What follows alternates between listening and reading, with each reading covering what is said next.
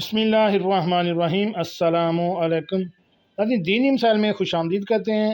ہمارا آج کا بیان احادیث کی روشنی میں یہ ہے کہ چارپائی پر بیٹھ کر تلاوت کرنے والا یا والی کب سجدہ ادا کرے۔ چلیے ناظرین، چلتے ہیں اس سوال کے جواب کی جانب۔ ناظرین، یہ ہمارے پاس کتاب کا حوالہ ہے، خواتین کے مسائل اور ان کا حل۔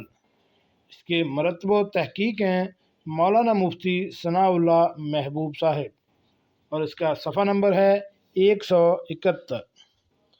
سوال یہ ہے کہ اگر چارپائی پر بیٹھ کر قرآن پاک کی تلاوت کر رہے ہیں اور آیت سجدہ بھی دوران تلاوت آتی ہے، لہٰذا اس کے لیے سجدہ ادا کرنا فوراً ضروری ہے یا بعد تلاوت جتنا قرآن پڑھ لیں سجدہ کر لیا جائے؟